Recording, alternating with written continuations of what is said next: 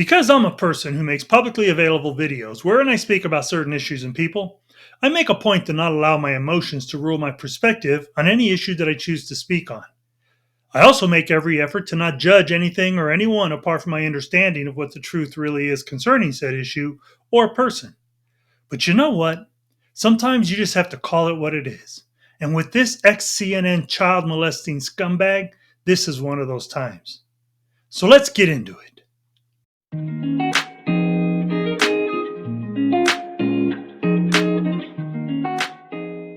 Hey, welcome back to Enough with the Crazy. So today I want to talk about this sleazebag, piece of garbage, ex-CNN producer John Griffin, who was just sentenced to 19 years in prison for sex crimes against children. And before we get started, please know that this subject matter is not appropriate for children, as it discusses child sexual abuse. Now in my intro, I explained how seriously I take the idea that as I have an online platform, I attempt to speak only from the revelation of what I discover to be true versus what it is that I may feel. And I do that even though my platform is very small and most probably very insignificant in the online world. Yet, regardless, the understanding of what is true is the primary stipulation I place upon myself as the basis upon which I will speak on any given subject. It's an attitude that I wish our mainstream media would reestablish to bring back the integrity of the journalistic profession. Because if you are like me, you find it frustrating having to hear the clearly biased, purposely false reporting of politically motivated journalists spewing their party's talking points every single day, in spite of what the evidence reveals the truth really is. It is insulting, even, that they would continue to report things that are so clearly untrue because they rely on the fact that most of their viewers are either too lazy to look into the evidence for themselves or just don't care about what the truth really is. And unfortunately, they've been proven right in that belief by how easily they can sway their viewers with their lies. Now, because of that, much of what is reported is laced with countless unwarranted accusations that are specifically aimed at a person's character in a shameless attempt to deflect the viewer from identifying the deception they are promoting. After all, it is evident that most people respond better when hearing bad things about others than they do when hearing the truth. But sometimes the person more than fits the characterization of the attack. Sometimes the person's disgusting character should be publicly revealed and mercilessly assaulted because of the utter depravity in what it is. This is the case with this child molesting piece of garbage John Griffin, who was just sentenced to 19 years in prison for molesting a 9-year-old child for 10 days with the help of her adopted trash mother. According to media reports, this pervert will go onto BDSM websites and offer to pay women to come have sex with him, only he would offer a considerable amount more if they brought a young daughter along. Per unsealed court documents, he stated his belief that the term quote unquote wanton whore can be attributed to the core of any female. Now, in a text message he sent to the sick adopted mother of this young girl who he abused for 10 days, he proclaimed that, quote unquote, one of the big lies of this society is that women are delicate, innocent angels, and they are in actuality, naturally, the dirtiest sluts possible in every metric. He was also alleged to have messaged the mother saying that, quote unquote, when handled appropriately, a woman is a woman regardless of her age, and then pushed the mother to make sure that her other daughter, who was 13, was, quote unquote, trained properly. The indictment of this piece of crap also signified that he had sexually trained girls as young as 7, as well as suggested to a different mother that her 14-year-old daughter would be a good candidate for such training. In his so-called suggestion to this mother, he stated that the training would begin on a video chat where he planned to instruct the 14-year-old and her mother to remove their clothing and touch each other, upon which he then said that in their in-person sessions, they would involve spanking and cock worship. Pathetically, although not surprisingly, it took the FBI 15 months from the time this 10-day child abuse incident was reported for them to actually arrest this creep. But mind you, they responded immediately to reports of angry parents at school boards who protested the placement of LGBTQ-themed sexually explicit materials, even going so far as to branding these parents domestic terrorists, and that because they clearly are the muscle of the liberal politicians that protect the attempt to sexualize children. They didn't hesitate to create files on these parents and investigate both their individual and social media backgrounds to find any grounds to have them arrested. But It took them 15 months to investigate this predator, who at the time was a producer at the liberal cheerleader squad of the CNN network, to finally prosecute him.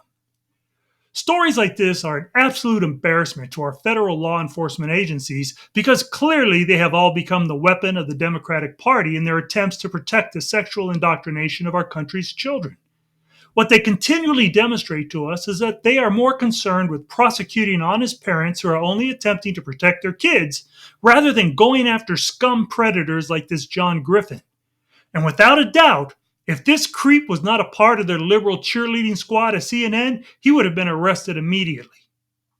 So this is why so many of us are fighting to end things like this LGBTQ agenda of sexualizing children in schools through the usage of sexually explicit books and materials.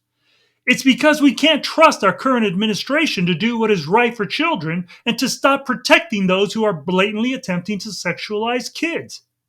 And mind you, although this attempt to sexualize children is primarily be done by many LGBTQ activists, it is not supported by all members of the LGBTQ. There are, in fact, many people within the LGBTQ community who also believe that sex-themed materials of any nature do not belong in schools because they know that it's harmful to children. And the reason they don't support it is because, like us, they understand that protecting children is the point of this fight. They know that no one is trying to take away their right to be gay because this is America, and none of this resistance happened until the kids were targeted. They just also understand that the attempt to sexualize children is evil and harmful. Look, the reality in this country is that for every one of these disgusting piece of crap perverts like John Griffin who gets caught, there are hundreds more who are still out there abusing children. And when you take away the societally embraced standard of decency and morality, such as what many LGBTQ activists and government officials are doing, then you make all types of perversion fair play for every degenerate that's out there. Where in the past, when we held a societal standard of decency, a degenerate like John Griffin would not have been so emboldened to act upon his or her depravity. At least not without the fear of the serious repercussions they would face. Repercussions that these depraved degenerates no longer fear as they feel entitled to live out their perversions on children because more and more the pre-established standards of decency in this country are being torn away. And those who are actively removing them are these certain LGBTQ activists, Hollywood elites, school teachers and school boards, and even many of our elected city and federal government officials. But today, the more we allow these sick government officials to pass laws that strip away our societal standard of decency, the more these degenerates are going to have the opportunity to go after the kids. Make no mistake in thinking that the horrific circumstances that this poor 9-year-old child had to endure is an isolated incident. These things are happening in great numbers all around us today. And whether you want to believe it or not, these predators are possibly members of your own family, your friends, your neighbors, your kids' teachers, your government officials, your church leaders, your co-workers, your boss. And if we allow this perverted sexualization of children to continue, then these predators will run rampant throughout our neighborhoods. And for those of you who don't take this issue serious enough to have joined the fight against this, then think about this 9-year-old child as if she were your daughter or granddaughter. Because should this attempt to sexualize children be left to become our societal norm, then the odds will increase exponentially that it will be your daughter or granddaughter that one day will be terrorized like this. So here's the lesson we all need to realize from this. In this tragic story, the biological mother of this innocent 9-year-old child lost custody of her and her sister because she was arrested for an incident involving illegal guns and drugs. This gave the sick stepmom the ability to adopt them as she was married to their father. Now, on a side note, thank God that this trash adopted mom was also arrested because of this. But if this biological mother would have done the right thing and not been involved with drugs and guns before all this happened, she wouldn't have never had to give up her parental rights, and this precious child would never have had to gone through any of this. So let's learn the lesson and fight to save as many other children as possible from being sexualized, because who knows, in doing so now, maybe you will have saved your kid or your grandkids from being abused by a degenerate pervert like this in the future. So let me know in the comments just what your thoughts are. And if you enjoyed this type of content, please share it with others, as it will definitely help the channel to grow. And please don't forget to hit that like button, to punch that subscribe button, and to hit that notification bell to be notified of any and all new videos. Hey, as always, I want to say thanks for taking the time to listen, and until next time.